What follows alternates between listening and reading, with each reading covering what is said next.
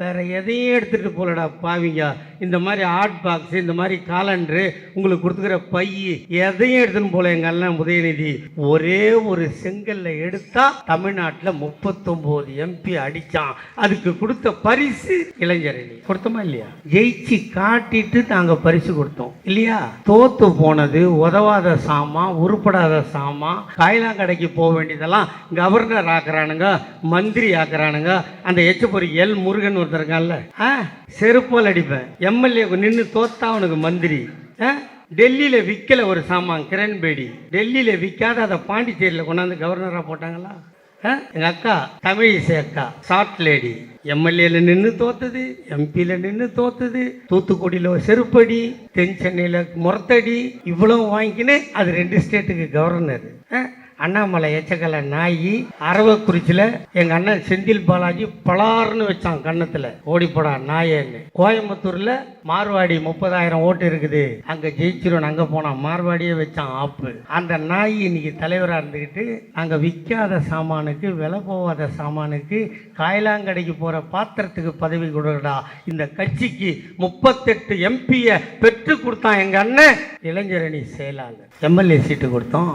எங்கே கொடுத்தோம்? அவருடைய தாத்தன் எங்கள் ஆசான், என்னை பெற்றெடுக்காத என் தாத்தா கலைஞர் நின்று வென்ற தொகுதியில் பேரனை நிற்க வைத்தோம். 70,000 வாக்கு வித்தியாசத்தில் வெற்றி பெற்றான். அதற்கான பரிசு மந்திரி. இன்னும் ரோட்டில் போகிறவனை கூப்பிட்டு கொடுத்தா மாதிரி சொல்கிறீங்க. இந்த அன்புமணி ராஸ்கல் இருக்கான்ல, ராமதாஸ் பிள்ளை, அண்ணா அறிவாலயம் ஓரமாக கலர் சட்டை போட்டுன்னு, கட்டம் போட்ட சட்டை போட்டு நடந்து போனான். ஐயா கலைஞர் தான் கூப்பிட்டு அவனுக்கு மேல் சபை MP கொடுத்து அவனை டெல்லியில் மந்திரி ஆகணும். அந்த ராஸ்கல் இன்னைக்கு நம்மள பேசுது. எங்கள் அப்பா எப்படி சொல்லுவேன் வேறு வேலை இல்லைன்னு?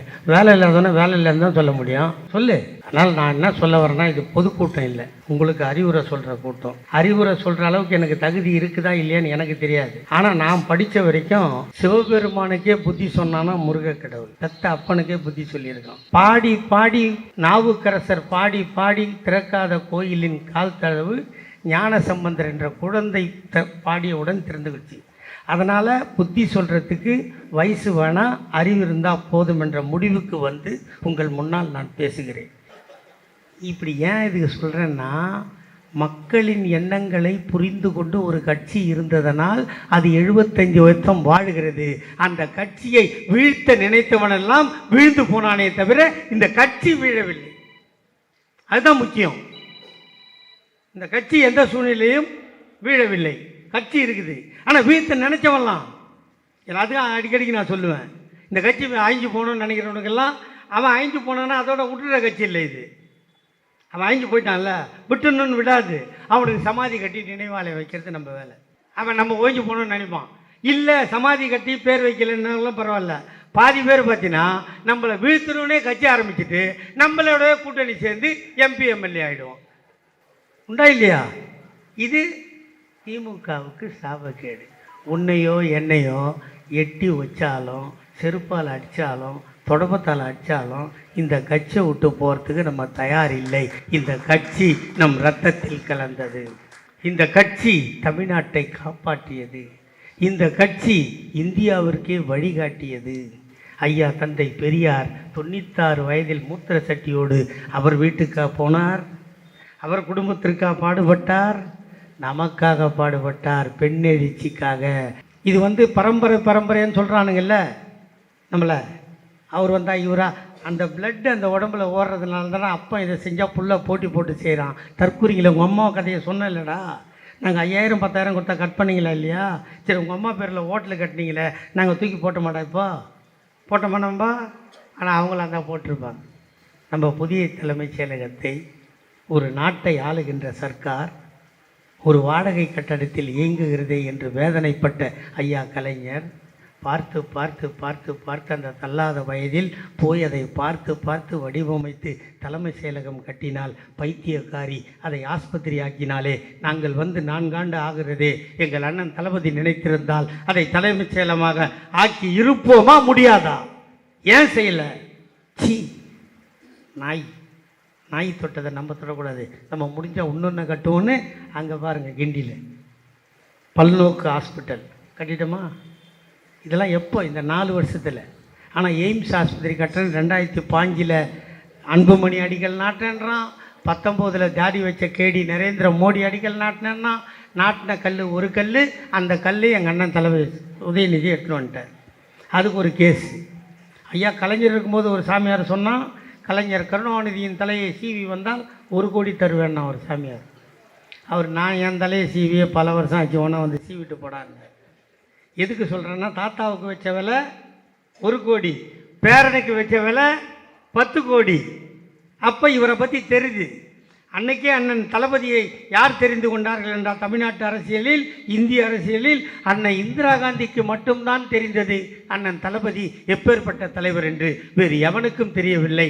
அதனால்தான் அன்று கலைஞரை விட்டுவிட்டு அண்ணன் தளபதியை கைது செய்தார்கள். ஓராண்டு விசா கைதியாக இருந்தார்கள். இன்று தளபதியை கருக்கி கொட்டுகிறார்களே. ஒருவேளை சிட்டிபாபும் பாலகிருஷ்ணனும் செத்து போகாமல் இருந்திருந்தால் எங்கள் அண்ணன் தளபதி இன்று உயிரோடு இல்லை. அவர்கள் உயிர் கொடுத்து இவர் உயிரை காப்பாற்றினார்கள். கொரோனா வந்ததே, எங்கள் அண்ணன் அன்பழகன் எல்லோரும் சொன்னான், வீட்டிலிரு, விழித்திரு, தனித்திரு. உலகமே சொல்லியது. America, France, Hong Kong, Japan, Singapore எல்லாம் சொன்னான், தனியாயிரு, எவனையும் தொடாத. நம்ம நரேந்திர மோடி கூட ஒரு 2 அடிக்கு தாடி வளர்த்து வச்சுருந்தாரா இல்லையா? பார்பர் வந்து ட்ரிம் பண்ணால் கொரோனா வந்துடும் அவருக்கு பயம். ஆனால் உலகத்தில் ஒரே ஒருவன் மட்டும் சொன்னான், ஒன்றிணைவோம் வா என்று சொன்ன ஒரே தலைவன் எங்கள் அண்ணன் தளபதி. வாவென்று சொல்லி ஒரு எண்ணெய் கொடுத்து அதில் நீங்கள் அடைத்தால் உங்கள் தேவைகள் பூர்த்தியாகும். அப்படி அண்ணன் சொன்னதால், எண்ணெய் கொடுத்ததால், அந்த எண்ணில் பொதுமக்கள் அழைத்ததால், அவருக்கு கொண்டு போய் உதவிகளை கொடுத்ததால் எங்கள் அண்ணன் அன்பழகன் உயிரை பறிகொடுத்தோமா இல்லையா? இதிலிருந்து திமுக என்ன தெரிகிறது? என்னை கொடுத்து உன்னை காப்பாற்றும் கட்சி இந்தியாவில் ஒன்று இருக்கிறது என்றால் அது திராவிட முன்னேற்ற கழகம். அந்த கழகத்தில் பணியாற்றுகின்ற உங்களை எல்லாம் காலில் மாலையாக விழுந்து கேட்கிறேன், கையெடுத்து கும்பிட்டு கேட்கிறேன், மன்றாடி கேட்கிறேன், மடிப்பீச்சை கேட்கிறேன். உங்களுக்குள் 1000 கருத்து வேறுபாடுகள் இருக்கலாம். ஒரு வீட்டில் ஒரு பையன் ஒரு பொண்ணு இருக்கிற வீட்டிலே பிரச்சனை வருது. இது கிட்டத்தட்ட 2 கோடி உறுப்பினர்கள் வாழுகின்ற இயக்கம். இந்த இயக்கத்தில் கீழ்மட்டத்தில் உங்களுக்குள் 1000 கருத்து வேறுபாடுகள் இருக்கலாம்.